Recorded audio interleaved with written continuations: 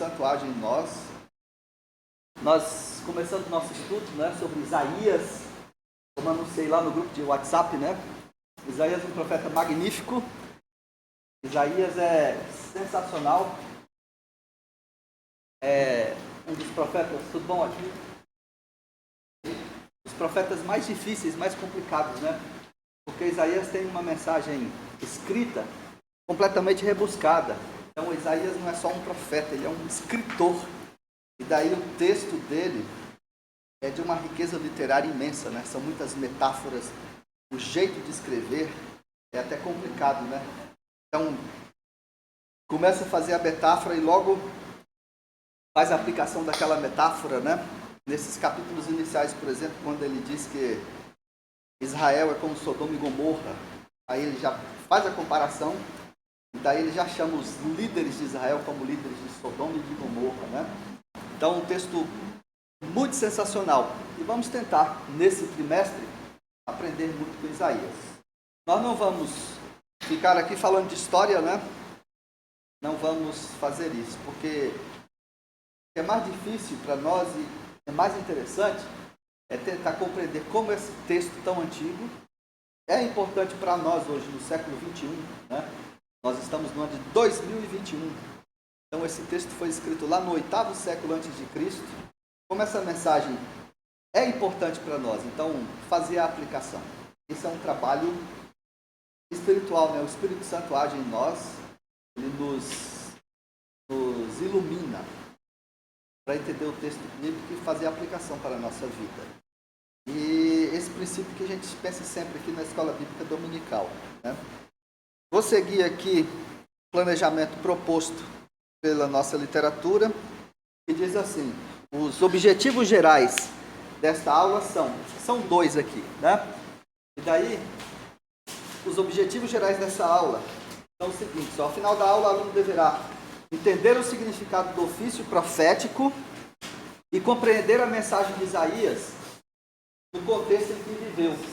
E objetivos específicos: ao final da aula, o aluno deverá aplicar a mensagem de Isaías aos nossos dias e aplicar a mensagem de Isaías na sua vivência cristã. Então, para falar sobre o ofício profético de Isaías, vamos resgatar aqui uma porção, né, da história do povo de Deus, porque foi lá que surgiu essa noção de profetismo, né, que aprendemos aqui na igreja. Claro que outras religiões têm profetas também, né? Mas Isaías era chamado um profeta clássico, junto com Amós, Oséias, Miqueias, que são seus contemporâneos, né? Jeremias também, um profeta clássico, Daniel. Então, o que é um profeta clássico? O profeta clássico é o profeta que falava da parte de Deus. É diferente do profeta profissional e do profeta venal. Quer dizer, o profeta profissional é aquele que vive de ser profeta, né? Então, ele vai viver disso. É também profeta venal, aquele que vende a profecia. Então, vejam, isso não é coisa nova, né? A gente, já existe o profeta venal e o profeta clássico. Tinha também nesse período aí o sacerdote, né? O sacerdote venal e o sacerdote correto, né? Ainda existe isso. Não, hoje existe mais do que antes, né, Gê? Eu creio que sim, né? Então essa distinção a gente encontra, por exemplo, lá em Amós, né?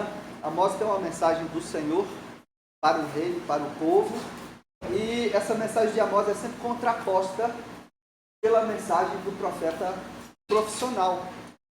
Amós dizia, numa linguagem de hoje, né, vocês vão se lascar. E o profeta profissional, que estava a serviço do rei, né, ele dizia, não, muito pelo contrário, Deus está conosco. Ó rei, Deus vai nos abençoar. Entendeu? Porque... história, né? Não aqui, né, um profeta do Senhor, para quem não precisa. Até tem, mas ele nunca fala nada. Nunca fala nada bacana, né? Nunca fala o nosso respeito. Então, daí vem essa coisa do profetismo em Israel, né? Então, o profeta é aquele que falava da parte do Senhor. Mas existiam os profetas que não exatamente falavam da parte do Senhor. Esse é um momento muito complicado na história da nação, porque havia uma corrupção generalizada, tá? Então, para pensar nesse profetismo surgindo nesse período, a gente pensa também um pouco da história de Israel. Estão assistindo lá Gênesis? Né? E daí vocês viram que... Tá em que parte mesmo? Nem sei mais. José, né? José. Ah, então não chegou nesse momento ainda. Né? Mas quando vai chegar nesse momento, tá? E vamos ver aqui, né? Eram 12 tribos, né? Porque eram 12 filhos, né? Assim? Homens, né? Havia mulher também. Mas os 12 filhos homens, né? Mas um desses filhos, quando Moisés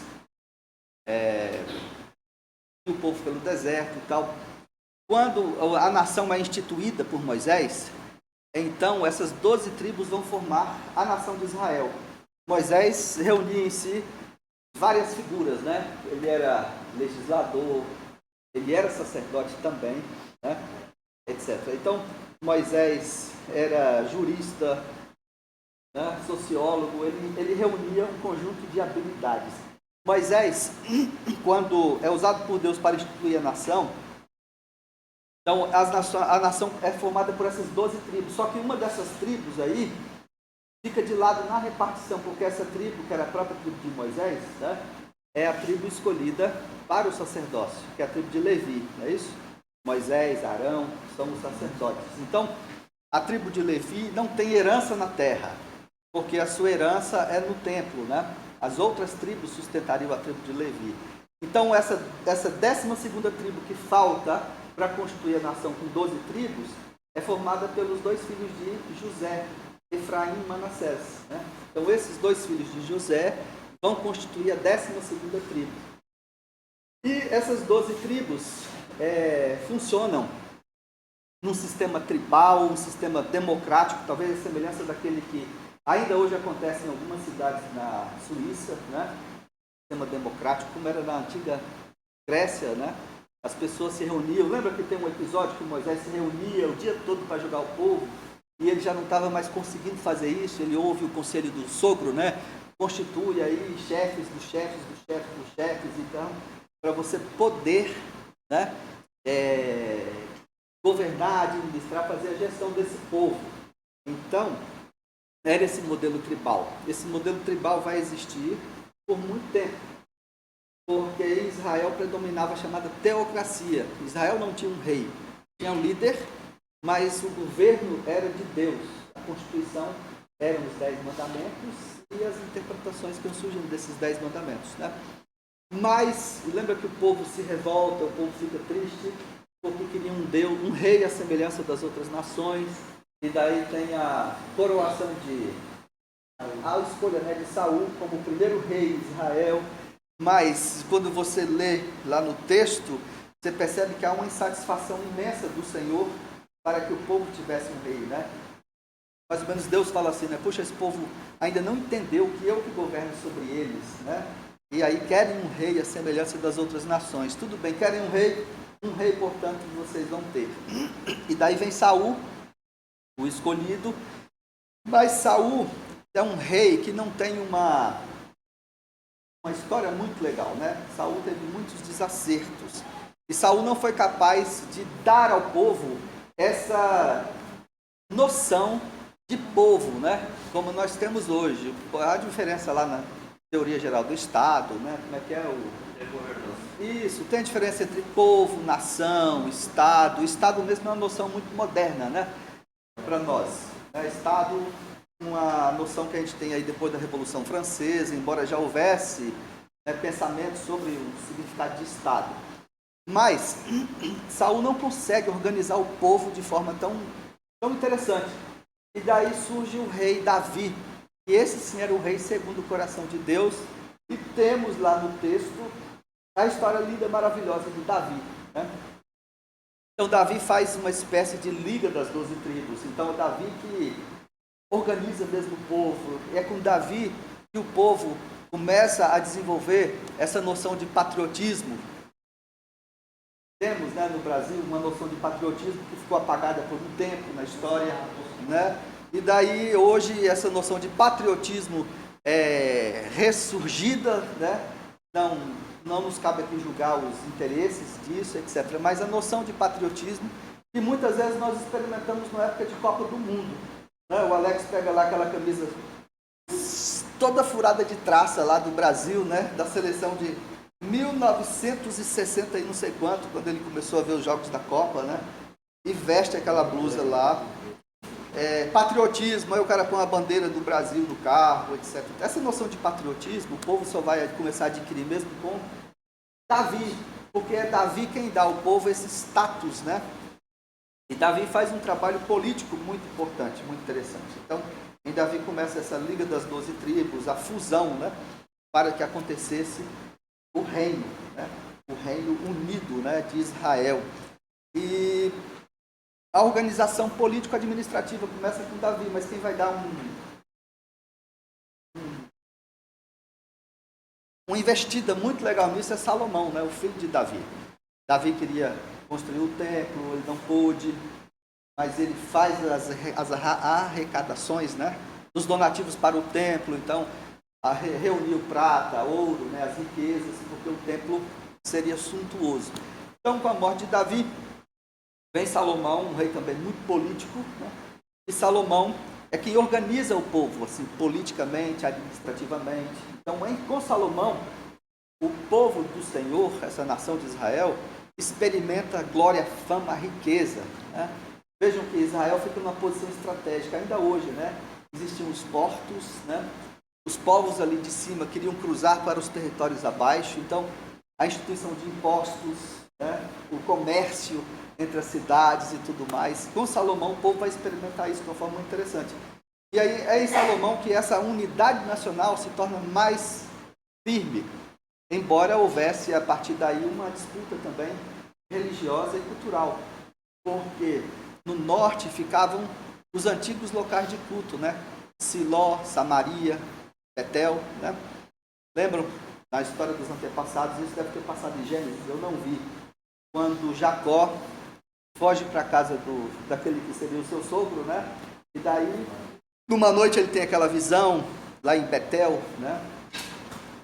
Da escada que dava acesso aos céus, pela qual subiam e desciam os anjos. Ele diz: quão terrível este lugar, né? Esta é a casa do Senhor, essa é a porta do céu. Então ali ficou consagrado como um local tradicional de adoração. Mas estrategicamente, Salomão, quando faz a união do reino, né? Cria essa unidade nacional, e aí vem a administração político-econômica, administrativa. Salomão, estrategicamente, coloca o templo em Jerusalém, porque Jerusalém ficava numa posição estratégica, era mais perto do porto, até para a construção. Vocês têm noção, né, de como o templo foi construído. Diz o texto que não se ouvia barulho de martelo, né? Uma metáfora para dizer que era tudo pré-montado, né? Vinha tudo pré-fabricado, a madeira toda já vinha cortada, entalhada lá do Líbano, né? E era tudo encaixado. Então foi uma obra portentosa, né? Uma obra da engenharia antiga, o Templo de Salomão. Então Salomão constrói o templo em Jerusalém. E é claro que as pessoas de Jerusalém, as pessoas do norte, né, de Samaria, que era o local clássico de adoração, veja que quando Jesus conversa com a samaritana, isso ainda está em jogo, né? Então essa rixa entre os do norte e do sul sempre existiu, tá? Lembram que o Acre era dividido em distritos, né? Alto Purus, Alto Juruá, né? Alto Acre, não era assim? Até hoje eu tenho colegas que dizem que Cruzeiro do Sul deveria ser a capital do Acre, gente inconformada. Eu tive um colega no curso de Direito que dizia que era um descabimento imenso Rio Branco ser a capital do Acre. Tinha de ser Cruzeiro do Sul, porque lá é assim, assado, não sei mais o que, etc. Não vamos entrar em detalhes aqui, mas, né, porque senão daqui a pouco aí os cruzeirenses e os rio-branquenses, né, vão brigar aqui, não é o meu interesse. Mas é isso que acontecia lá, né? O pessoal do norte com o pessoal do sul. Então, com a morte de Salomão, Salomão não foi capaz de construir uma herança política, né? Ele não tinha um capital político sobre si, mas ele não foi capaz, no final da sua existência, de deixar uma herança política para que perpetuasse essa coisa. E daí, com a morte de Salomão, então logo veio a divisão dos reinos. Então 10 tribos ficaram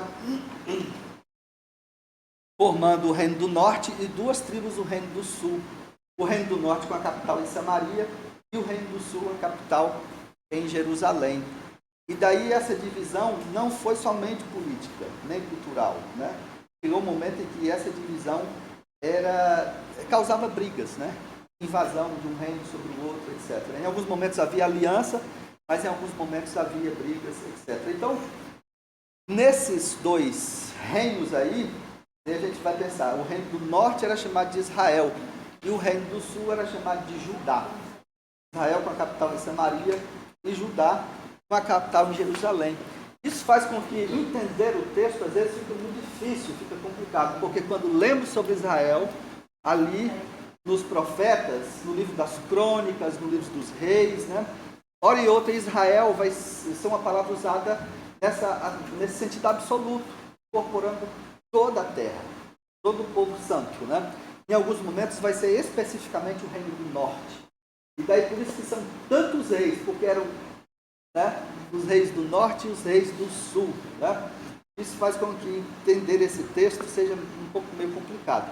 Mas assim, resumindo a história, para a gente chegar no surgimento do profetismo ali, é nessa ascensão desses reis bons, outras vezes reis ruins, como uma gangorra. De um rei que servia a Deus, depois vinha um rei que não prestava. Sabe? Política não é assim, tá? Não é assim mesmo? No Brasil, o problema é que tem uma sucessão de políticos ruins. Então tem um ruim, depois vem um pior, depois vem o pior do pior do pior. É assim, né? Nos últimos tempos. Então vejam só. Em Israel, agora no sentido absoluto, né, os dois reinos, foi isso que aconteceu. E daí nesses momentos de calamidade é que surgiram esses profetas. Claro, existia o movimento profético próprio, lá no Deuteronômio, né? Deus diz assim, pela boca de Moisés, né? O Senhor levantará dentre vós um profeta como eu. Inclusive, esse profeta que fala aí, né? As pessoas ainda aguardavam na época de Jesus, quando Jesus surge, alguém pergunta, és tu o profeta? Quer dizer, quem que foi anunciado lá, né, atrás? Então, nesses períodos de calamidade é que surgem os profetas, porque começaram a haver muitos desvios. E vocês sabem que entre os hebreus havia o monoteísmo, né, era o culto do Senhor. Está lá no Deuteronômio capítulo 6, né? Ouve ao Israel, o Senhor nosso Deus é o único Senhor. Deuteronômio 6, capítulo 9, né? E a necessidade de educar as crianças nisso, mostrando sempre, durante o dia, né, que o Senhor fez tudo aquilo na história, conduziu o povo pelo Mar Vermelho, para colocar nas gerações sempre a noção do monoteísmo. Se esse monoteísmo já existia ou não antes, né, não podemos dizer. Quem gosta da psicologia, né, tem uma obra do Freud, né, que Freud era judeu, e Freud começa no momento da sua vida a pesquisar sobre Moisés. E daí Freud tem umas análises muito interessantes sobre Moisés. E aí, a partir da sua própria formação enquanto pessoa, né, judia, ele escreve muito sobre Moisés. E lá em Freud nós temos a informação de que, eu esqueci o nome do livro, tá? Mas ele diz que o monoteísmo já existia, né? O monoteísmo já existia e não era exclusividade do povo hebreu. E que Moisés, quando se encontra com Jetro, né? Moisés apenas aviva e faz renascer essa coisa do monoteísmo. Bom, o certo é que esse povo era monoteísta, então, como nós hoje, né, nós sabemos que não há outro Deus. Nós até cantamos de forma didática, não há Deus maior, não há Deus melhor, mas a gente sabe que não há Deus maior, nem há Deus menor, não há Deus melhor, nem há Deus pior, porque só há um Deus, não há outro. Tanto que grafamos Deus com letra maiúscula para fazer a distinção de que esse é o Deus verdadeiro, único, e os deuses nós grafamos com letra minúscula, né? Mas um episódio que mostra isso mais legal é na vida do profeta Elias, lembra? Né? Elias e os profetas de Baal. Baal também significa Senhor na outra língua, né? E naquele episódio que vocês conhecem, né? Então Elias confronta os profetas de Baal e fica ali demonstrado que só o Senhor existe. Os outros deuses são imaginação, fruto da imaginação humana, fruto da criação humana. Mas com a ascensão desses reis aí, ou no reino do norte ou no reino do sul, hora e outra o paganismo aflorava. E daí os reis não somente aceitavam as outras religiões, como também incentivavam as práticas das outras religiões. Uma dessas práticas era fazer o filho vestir uma blusa de um time de roupas. Era oferecer o filho a Moloque, né? Sacrifício do próprio filho. Essa era uma das práticas. E outras coisas que existem até hoje. Os cultos, né? Para a fertilidade. Por exemplo, quem estuda também psicologia, ciências das religiões, filosofia, conhece a história do totem, né? O totem, isso também é de Freud, né? Totem, tabu, essa onda toda. O totem, nas religiões, lembra o pênis masculino, porque é o símbolo da fertilidade, né? Na Europa Central, esse culto é da deusa mãe, também da fertilidade, vem outra coisa, por exemplo, o coelho, né? O coelho é o símbolo de fertilidade também. Mas essas práticas pagãs existiam lá no passado. Então, os hebreus antigos, com a ascensão desses reis maus ao trono, começavam a cultuar esses deuses. Então, existiam, a Bíblia vai dizer, poste-ídolo. Em algumas versões vocês vão encontrar lendo crônicas, reis, ou as histórias desses períodos aí, nos profetas. Quando fala poste-ídolo, era o totem. Isso lá é chamado, é o falo. Falo é o pênis humano, né? Então, era o culto fálico. Era a adoração à vida, à fertilidade, à potência, à virilidade, etc. Né? As religiões envolviam práticas sexuais, né? Algumas das religiões envolviam o culto a elementos da natureza, as festas da lua, a adoração ao sol, e essas coisas todas que existem até hoje nas mais diversas religiões. E o javismo era o culto puro a Deus. E nesse período, esse culto puro começava a deixar de existir. E daí Deus, isso é o meu pensamento, o pensamento cristão, né? Deus despertava, vocacionava alguns homens para que pudessem apontar o erro, apontar, né, o caminho e apontar o castigo também. Então, ser profeta, clássico como foi Isaías, Miqueias, Oséias, né, Jeremias, é sobretudo falar a verdade, colocar o dedo na ferida, abrir, rasgar, né, espremer o pus, o sangue, fazer aquela dor, para que haja a cura. E os profetas profissionais, os profetas venais, não se importavam com isso, porque eles queriam mesmo era a manutenção daquele estado de coisas, para que eles pudessem se dar bem. Né? Enquanto Ageu for rei, né, e eu for profeta, eu estou bem demais. Quando Ageu começar a se dar mal, aí eu já começo a ver quem... Eu vejo isso de 2 em 2 anos. Quando Ageu começa a se dar mal, né? E daí eu vejo já quem será o novo rei, eu já começo ali pelas beiradas a me aproximar, né? Para que eu permaneça no cargo, né? Assim? Então, os profetas profissionais serviam para isso. E daí esses profetas aqui nesse período, que vamos estudar Isaías, porque o tema da nossa lição é esse, né? Seu ofício, pessoa e contexto. Esses profetas aí desse período, eles vão se levantar para acusar. São acusadores, né? Eles vão promover um tipo de limpeza no meio do povo, né? E aí chegamos nesse momento em que está Isaías, que é o 8º século antes de Cristo. Então, desse período, são do reino do norte, Amós e Oséias, e do reino do sul, Isaías e também o profeta Miqueias. Mas, hora e outra, eles profetizavam também sobre os outros reinos, então não falavam somente sobre sua própria nação. Isaías em Judá, mas falava também dos outros reinos. A constituição geográfica, política e econômica daquela região ali da terra, desse período, né, era muito pequena, né? A noção de mundo nessa época era muito pequena, não é como temos hoje, né? Hoje vai além da terra, inclusive, né? Então, nesse 8º século antes de Cristo, o povo tinha chegado ao seu apogeu, né, de cultura, de conhecimento sobre as coisas, de economia e de riqueza. Porque nesse período aqui já existiam, tanto em Judá como em Israel, existiam indústrias, eram as indústrias têxteis, as indústrias de tinturaria, né? Existia, segundo o John Bright, a história de Israel, diz que nesse período existiam indústrias de cobre, tanto no Reino do Norte quanto no Reino do Sul, e o cobre era um metal muito usado, tanto para as panelas quanto para as armas, né? Para os armamentos de guerra. Então, existia também, como falei, o comércio, né? Que atravessava aí essa região da Palestina, e havia os impostos, né? Os impostos alfandegários, os impostos rodoviários. Então, a Neuciane, vindo lá de Sena Madureira, quando chegasse ali no Bujari, né? Entrou aqui em Rio Branco, ia ter que pagar o imposto, né? Porque ia atravessar, ia cruzar o reino, né?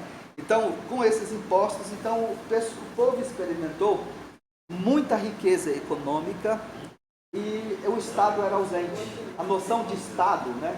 Inclusive, isso era muito comum nas outras nações também, mas em Israel havia o problema de o povo deveria obedecer às ordenanças propostas para o povo, por Deus, né?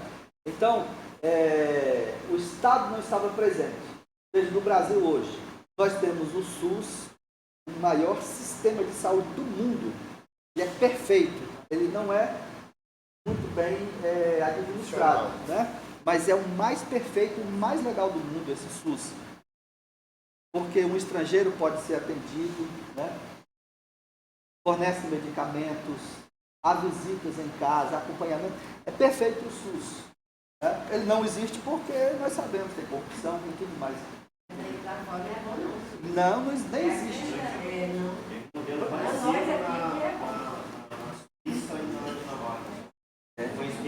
Então, para vocês terem ideia, nos Estados Unidos a saúde pública é péssima, é precária. Eu me lembro uma vez aqui, o Agil estava pedindo oração por causa de um colega dele.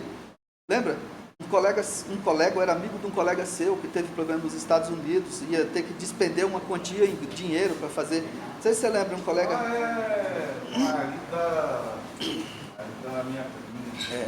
Então vejam, é caríssimo, né? O sistema de saúde privado é muito caro e o público quase não funciona, é precário. Lá até a década de 70 a gente tinha um sistema universal. Aí veio o Nixon e aí lascou tudo. Pois é. Isso, exatamente. É mal administrado, mal gerido, etc. Mas assim, mostra a presença do Estado, né? Porque veio o Estado social, isso também é muito novo para nós, né?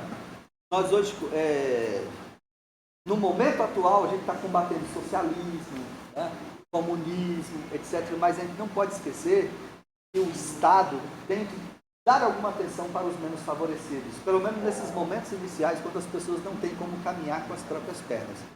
Quando já existe a possibilidade, tem acesso à educação, tem um monte de outras, tem trabalho sobrando para todo mundo, é diferente.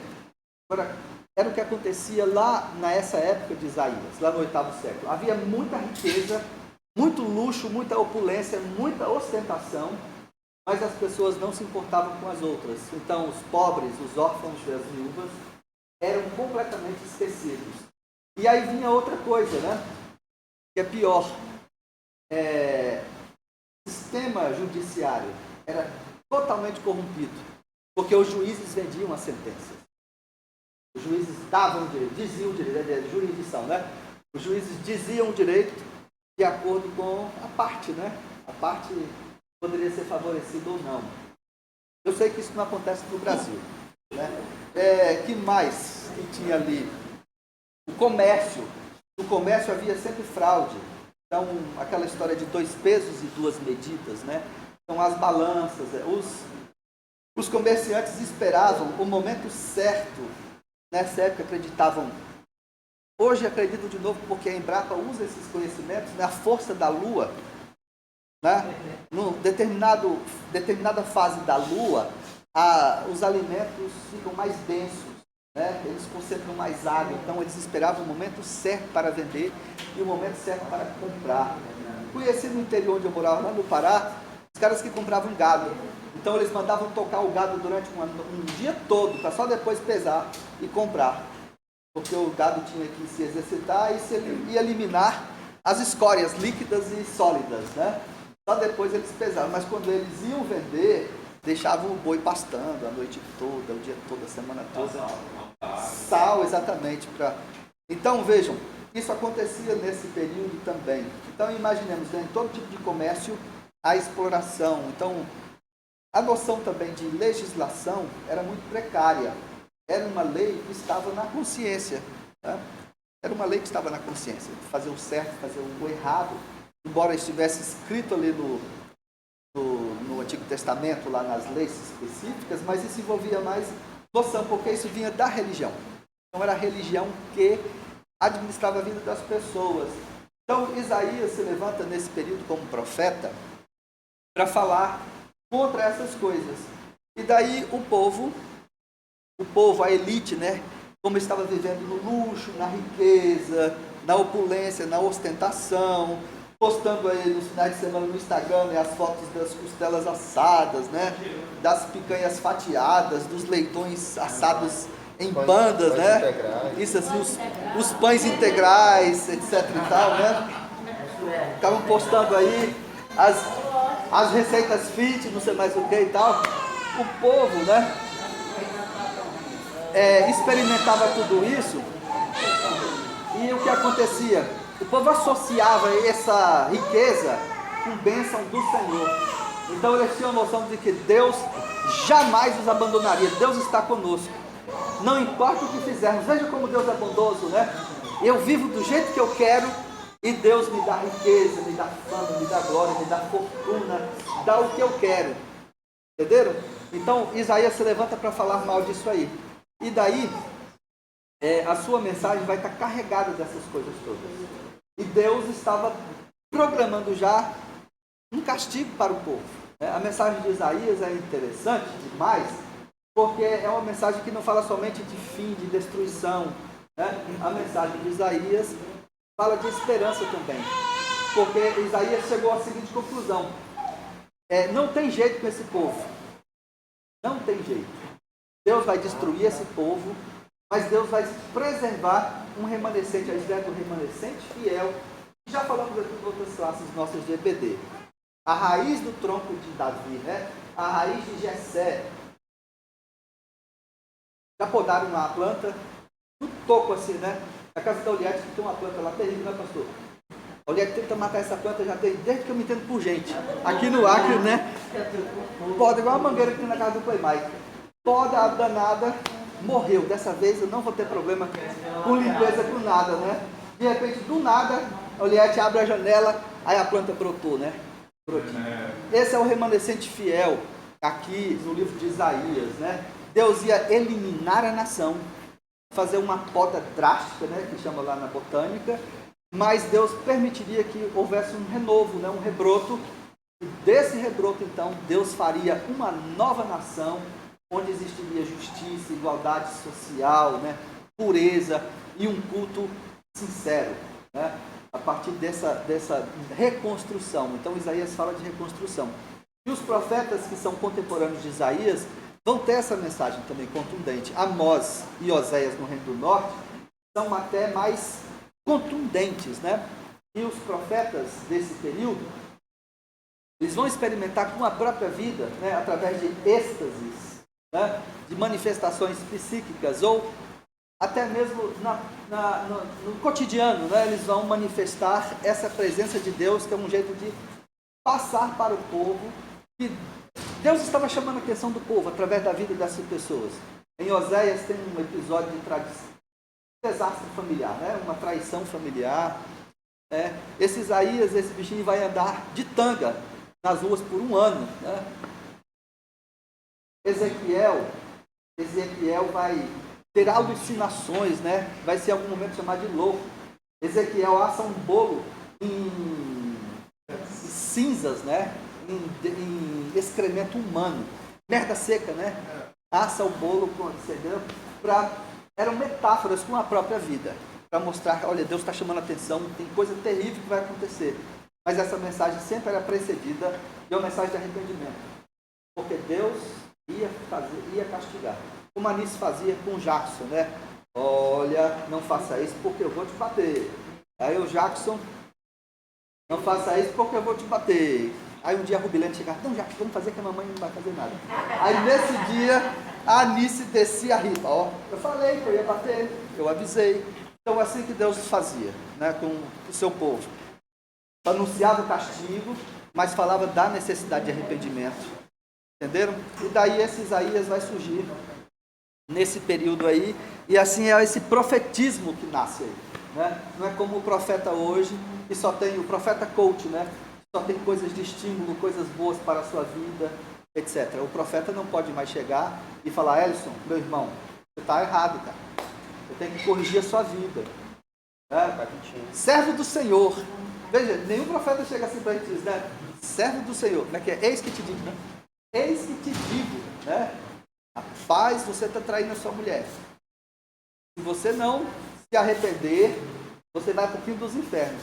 Deus me revelou nessa noite. E você vai perder essa caminhonete, essa casa, isso, aquilo, outro, você mais o que e tal. Nenhum profeta diz isso hoje. O profeta, muito pelo contrário, diz, você está bem. Cara, como você está bem? Você é um vencedor, né? Príncipe. Mas a mulher, quando separa, né, ela leva a caminhonete. Leva até mais, né? Por isso que tem agora a barba divorciada, né? Que estão vendendo. E a barba solteira, né? A barba divorciada é mais cara, né, Gil? E o Ken divorciado é pau-perno, né? Tá na lona. Então, o profetismo desse período aqui é diferente. O profeta tem uma mensagem de verdade, né? A palavra do Senhor. Vejam lá em Amós, quando ele diz, tua filha e tua mulher se prostituirão no meio da rua, né? Vejam que mensagem forte, pesada, né? Quem poderia contra uma mensagem dessa aí? Então, esse era o ofício profético desse período, apontar o erro, mas ainda tem um detalhe que a gente tem que falar disso, né? O profeta escreve para o seu tempo. Esses profetas aqui, quando recebiam a revelação, eles jamais imaginavam que aquilo que eles estavam falando aconteceria 2000 anos depois. Por exemplo, em Isaías temos muitas profecias sobre Jesus. Né? Isaías, quando profetiza lá o Emanuel, Deus conosco, né? Ele vai à presença de Acaz, começa a surgir o reino da Síria como uma forte ameaça. O reino da Síria começa a surgir como uma forte ameaça sobre Judá. E daí, o reino do norte, o reino de Israel, faz uma aliança, né, chamada aliança sírio-efraimita. Eles fazem uma coalizão para tentar conter os assírios. E daí eles tentam cooptar o rei Acaz, né, da época de Isaías. Vamos nos unir aqui, vamos nos fortalecer para quando os assírios chegarem, a gente poder dominá-los. E Acaz diz, não, eu não posso, né? Eu prefiro me aliar diretamente com os assírios. Já que eles virão sobre mim, né? Tem a história assim, não pode com eles, junte-se a eles, né? Então Acaz queria se unir aos assírios. E Isaías vai veementemente contra essa união de Acaz com os assírios. Ele diz, rapaz, não faça isso, porque quem está no comando é Deus, né? Confie em Deus. E daí Acaz vai dizer, não, de jeito nenhum, eu vou fazer isso aí e tal. Aí o Senhor manda Isaías ir com seu próprio filho até Acaz, né? E novamente falar isso. E quando ele diz, Acaz fala assim, jamais eu vou tentar o meu Deus, né? Porque Isaías fala, peça ao Senhor um sinal.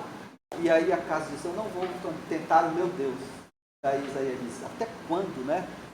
Não basta somente tentar o povo, os profetas, vai agora também, né, tentar o seu Deus, pois eis que uma virgem conceberá e dará à luz a um filho, o seu nome será Emanuel, Deus conosco, né? Ele será assim, assim, assim, e ele vai ter um governo próspero, brilhante, etc., né?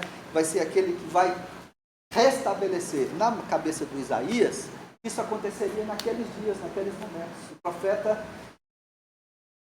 não escreve para bilhões de anos depois, né? Ele escreve para o seu momento, para o seu tempo. Né? As profecias chegam até nós. Vejam que quando Jesus apareceu, facilmente identificaram em Jesus o cumprimento dessas várias profecias e outras tantas que tem ali. Né?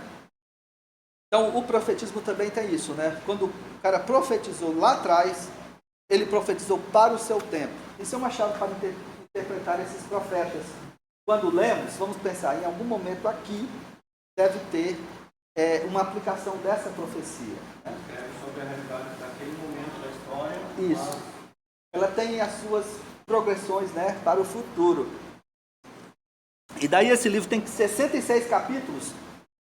Ele pode ser dividido em 3 partes. Alguns vão dividir em 2, outras em 3, né? Vão até dizer que foram outros caras que escreveram. Mas temos o primeiro Isaías, que vai do capítulo 1 ao capítulo 39. E o versículo 39 é dramático, porque é com o fim e a destruição de Jerusalém e a tomada do povo, né? Isso acontece de fato. Mas vem o capítulo 40, já muda tudo, porque é o fim do cativeiro, né? Como é que é? É o texto que é usado lá por João Batista, né? A voz do que clama no deserto, preparai o caminho do Senhor, diretai as suas veredas, né? E ali naquele capítulo 40, Isaías, a partir dali, começa a falar do mensageiro do Senhor. João Batista se interpreta como esse mensageiro, né? Mas naquele momento era Ciro, né? Dário, um desses caras aí. A Pérsia se levanta e combate os assírios, né? Combate os babilônios, né? Combate os babilônios, e aí é no reino persa que é uma permissão para o povo voltar e reconstruir Jerusalém, né? Depois vem do capítulo, isso vai do 40 ao 55, e do 56 ao 66 já temos outro conjunto de profecias e revelações, mas tudo vazado numa literatura perfeita, né? O texto de Isaías sempre foi lido pelos hebreus antigos, né? E até a época de Jesus, o texto era copiado sempre, né? Eles faziam cópias, não existiam as máquinas de xerox, né? Mas eles copiavam, e nem o celular para tirar foto, depois escanear, eles copiavam perfeitamente como Isaías tinha escrito. Tanto é que quando encontraram os manuscritos do Mar Morto em 1947, então encontraram pergaminhos inteiros, rolos inteiros, até um livro em cobre, né, em folha de cobre, do livro do profeta Isaías, que era igualzinho ao livro de Isaías que a gente tinha em 1947, porque era o livro mais respeitado, as profecias mais reveladoras, e era o texto mais belo, né, literariamente falando. Então, Isaías surge desse período aí que falamos, e ele tem essa mensagem, né, para que o povo se arrependesse, para que o povo endireitasse os seus caminhos. E de fato acontece, né, tudo que ele previu, e os outros também.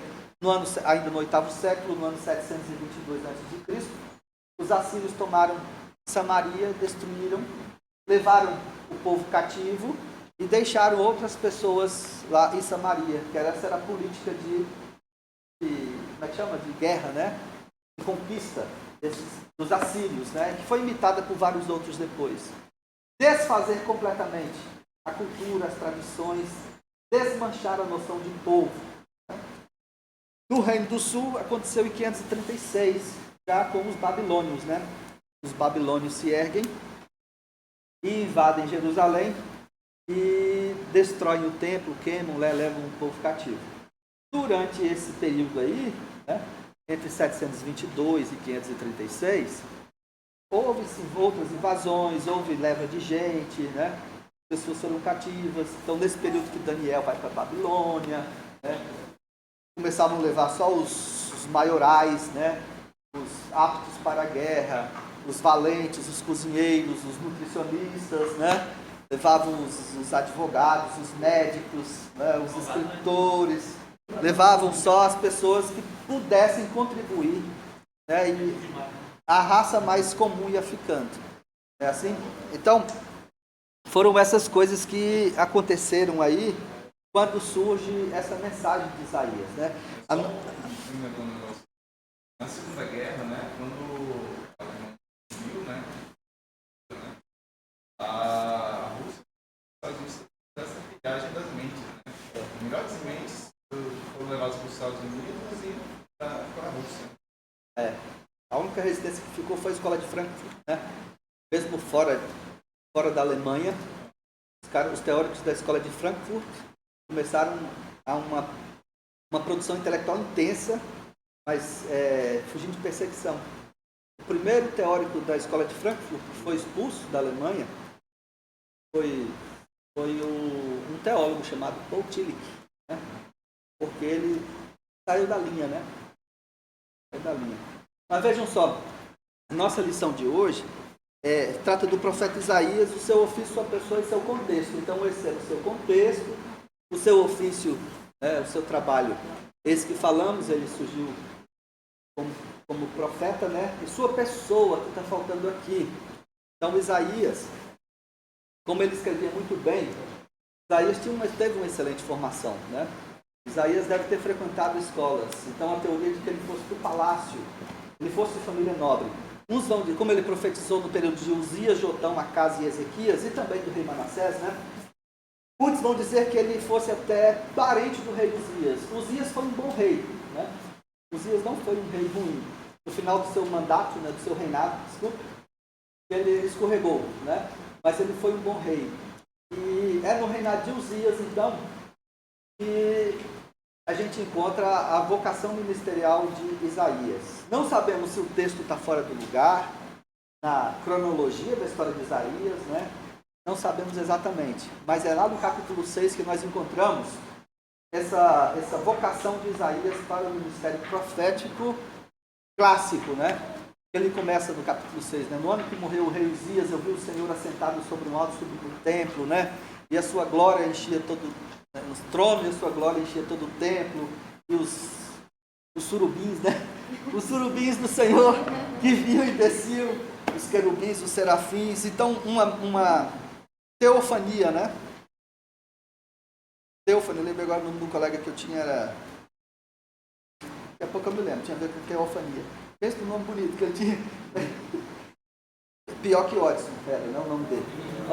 Então, uma manifestação do Senhor, uma manifestação da divindade, e foi provavelmente nesse momento que Isaías tem a grande dimensão dessa situação de pecado em que o povo estava, e da necessidade de arrependimento, né?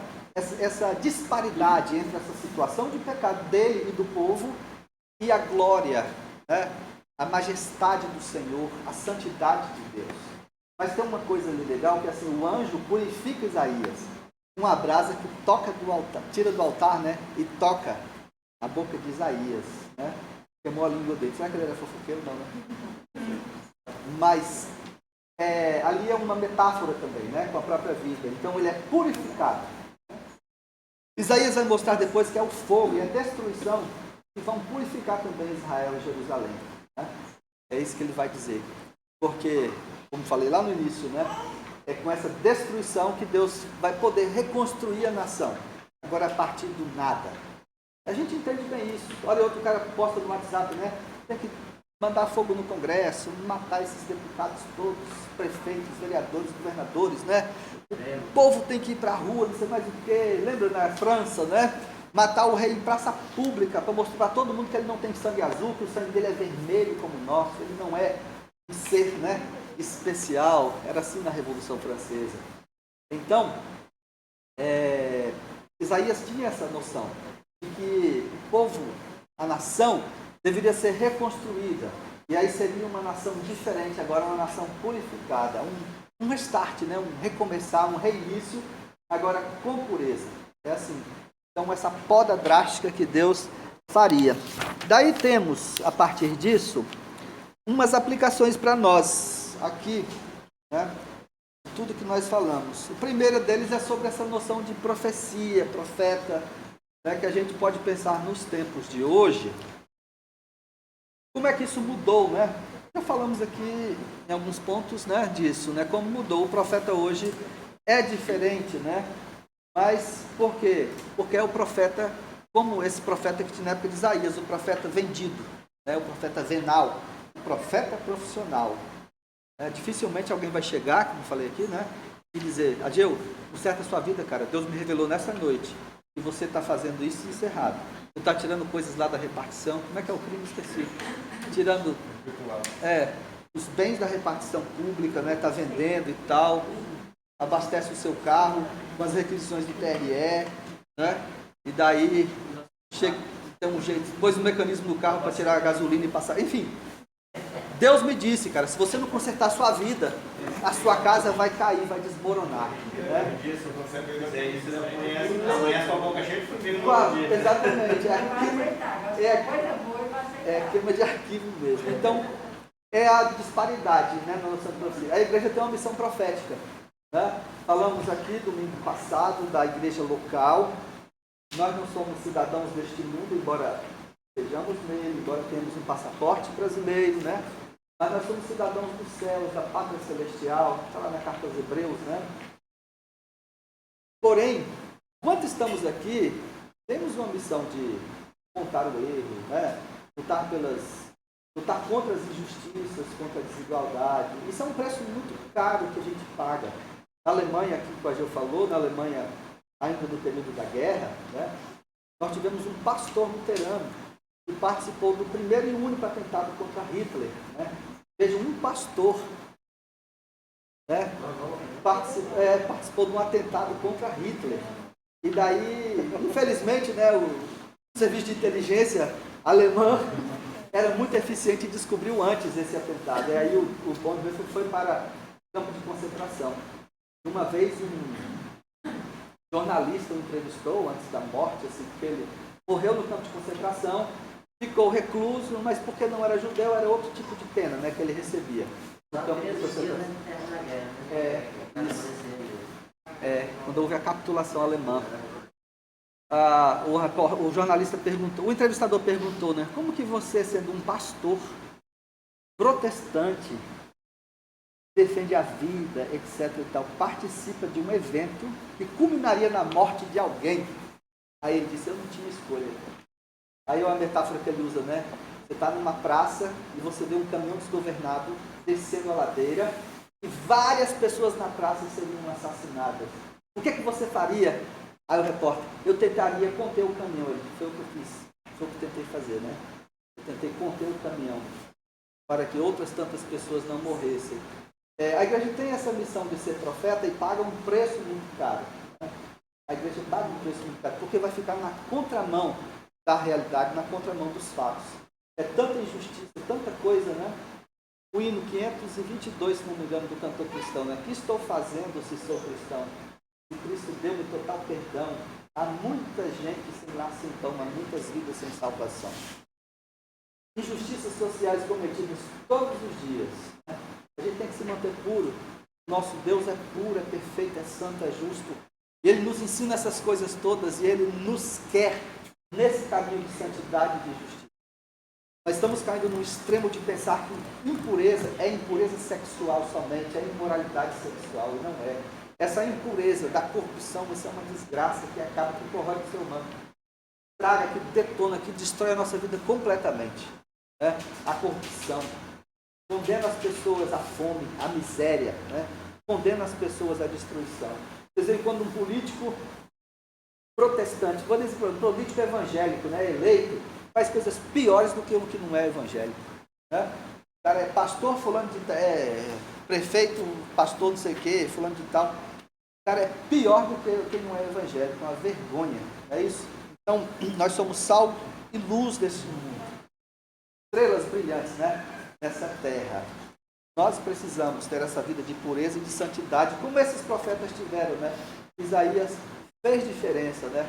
Ele se lascou todinho, conta a tradição que ele foi assassinado depois. Outra aplicação que temos aqui, né?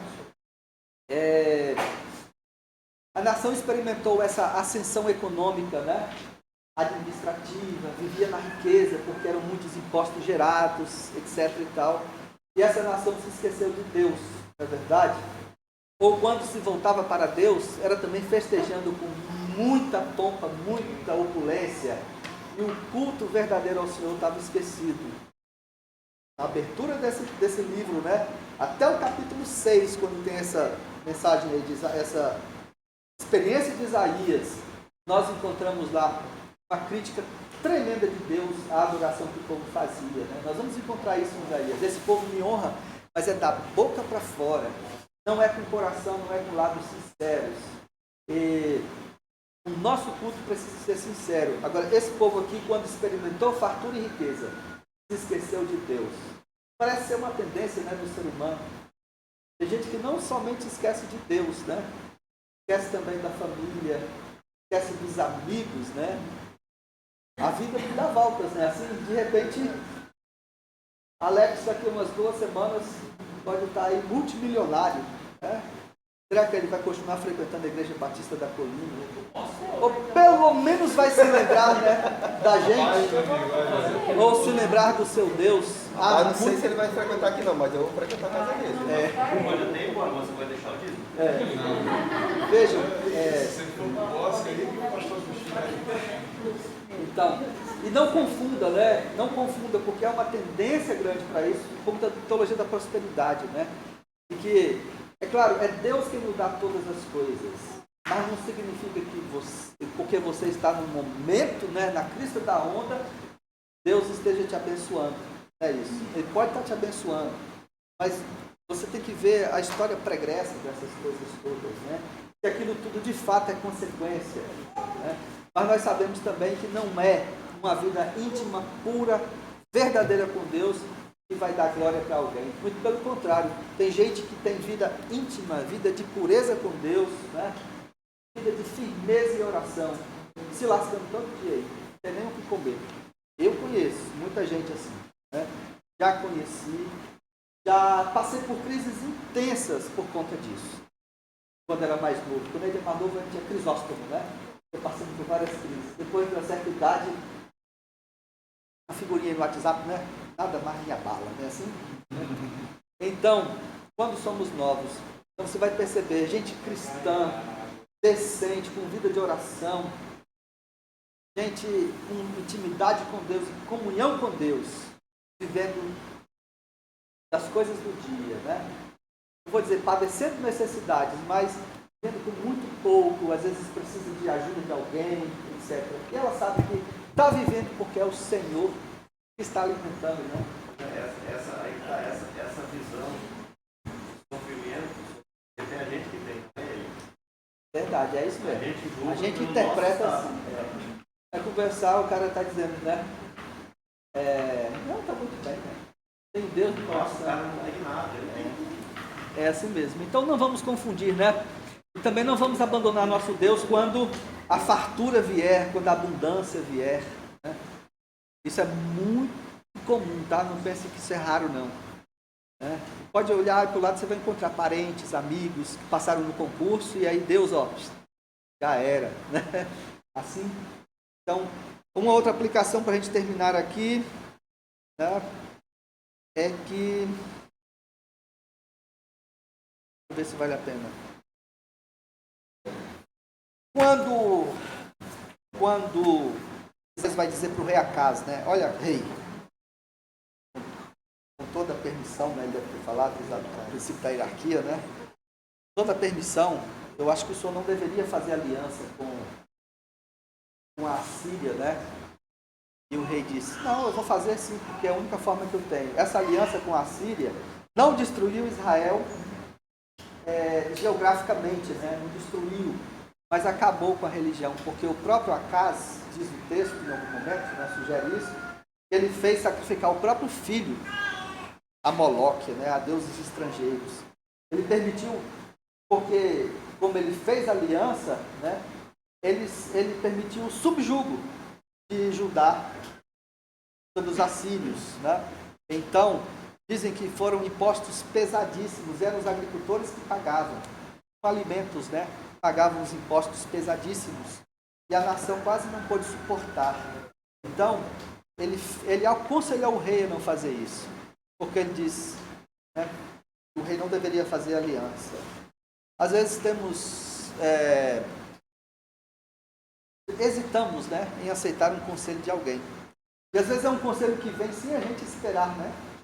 De repente você está conversando com alguém, Deus é tão maravilhoso, que usa aí uma pessoa, você não está nem esperando, de repente numa rodada de conversa, ou um bate-papo muito informal com alguém, e o cara de repente te dá um conselho sem ele perceber até que está dando um conselho, né? Mas o cara pensa assim, isso não é voz de Deus. Isso não era para mim não. É coisa da minha cabeça, né? Eu que estou já muito grilado com isso aqui, eu penso que tudo está girando na minha cabeça sobre isso. Às vezes é Deus te dando um conselho. Agora, às vezes hesitamos até em aceitar o conselho que vem diretamente. Né? Diretamente. Não é somente adolescente que recebe conselho, nós recebemos. Tem gente que pede conselho, mas é só para firmar as suas próprias convicções. Aí não é pedir um conselho, né? Mas quando alguém vier dar um conselho, vamos ouvir, né? Tratar com educação, refletir naquilo, porque pode ter coisa muito importante ali por trás que a gente não percebe, né? Então são essas aplicações aí para hoje. Eu acho que cheguei ao